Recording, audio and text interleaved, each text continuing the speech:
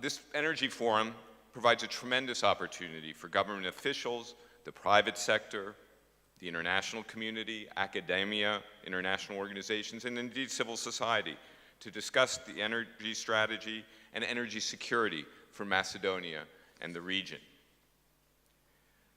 These are very important issues.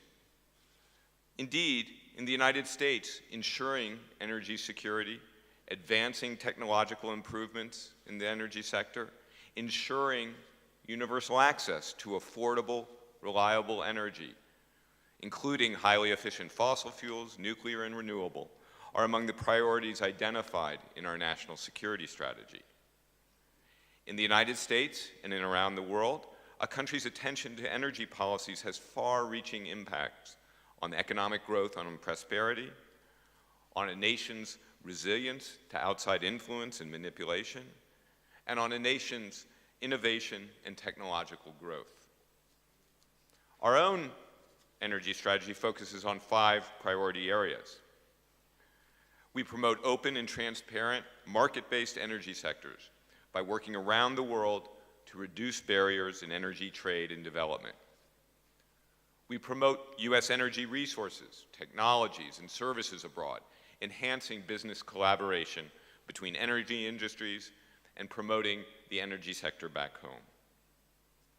We ensure energy security for the United States, for our partners, for our allies, for our trading partners by supporting diversification of energy resources, supplies, and routes. We encourage other countries to develop strategic petroleum stocks, also consistent with their commitments under the International Energy Agency. And the United States encourages foreign governments and multilateral institutions to promote universal access to affordable and reliable energy. Universal access helps reduce poverty, fosters economic growth, and promotes prosperity and good governance. And as a leading producer and consumer and innovator in the energy sector, the United States recognizes that we have a unique responsibility to ensure that global markets are free, and we are committed to helping allies and partners become more resilient against those that would use energy to coerce. So let me bring it down from one level to more a regional view. In Europe, our policies are clear. We encourage energy security through energy diversification, which means different fuel types, a mix of hydrocarbons and renewables, diverse supply sources, and different delivery routes. And where possible, we support the development of local resources as well as imports. The State Department's Deputy Assistant Secretary in the Bureau of Energy Resources, John McCarrick, recently noted that while some of the most vulnerable countries in Europe are making rapid progress to reducing their energy dependence, there are still 11 countries that continue to rely on Russian gas for more than 75% of their annual needs, and several others 50% or more. A 2014 stress test found that Macedonia to be among the 5 most vulnerable European states to a shutoff of Russian gas, as the Deputy Prime Minister mentioned, due to its complete dependence on Gazprom for natural gas imports.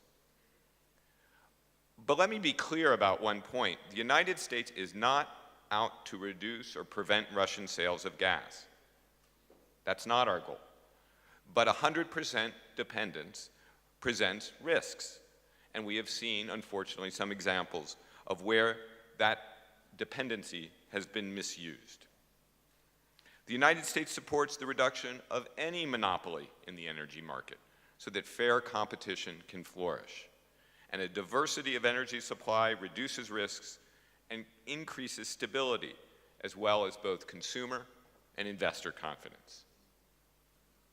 So, for example, the United States has long advocated for projects like the Southern Gas Corridor, which will help Southern and Central Europe diversify its natural gas supply with gas from Azerbaijan. And additionally, U.S. LNG exports are entering Europe, both up in the north in Lithuania, but also in the LNG terminal in Revitalsa near Athens.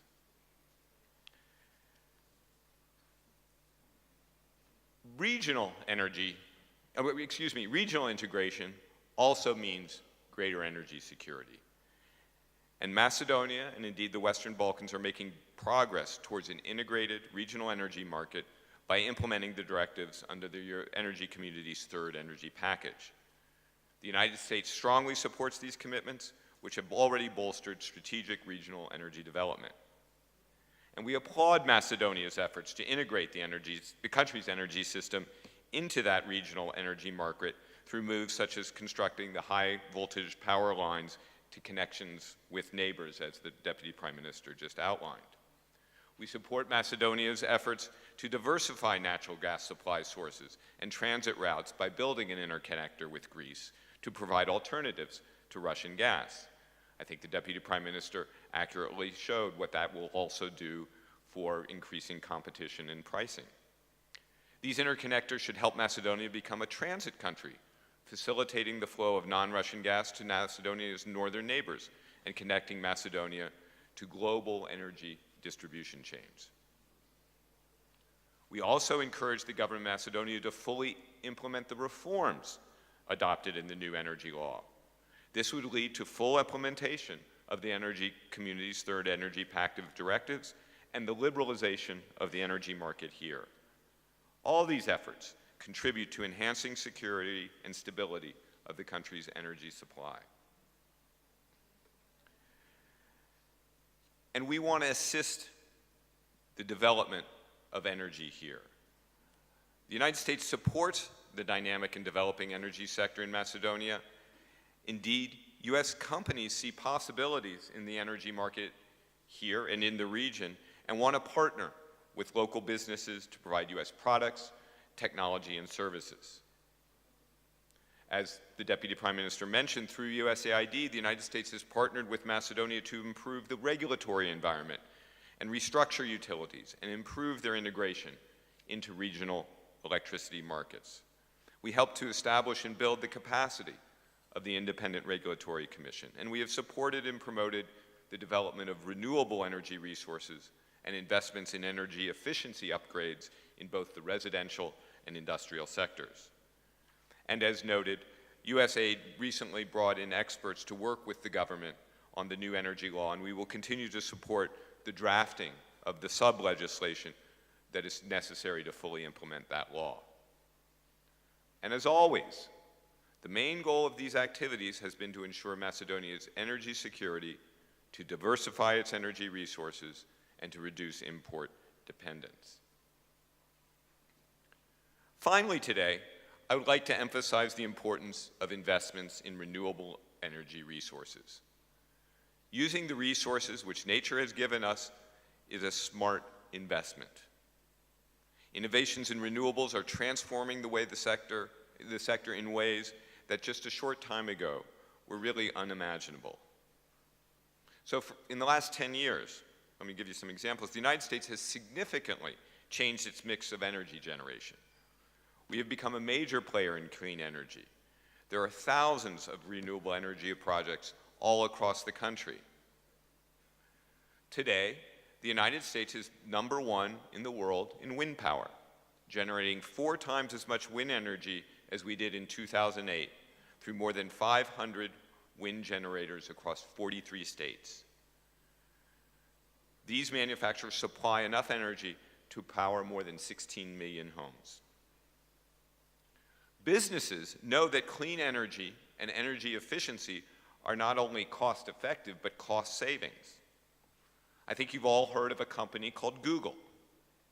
Besides being one of the most frequently used internet browser and information set, Google is also the largest corporate buyer of renewable energy in the world.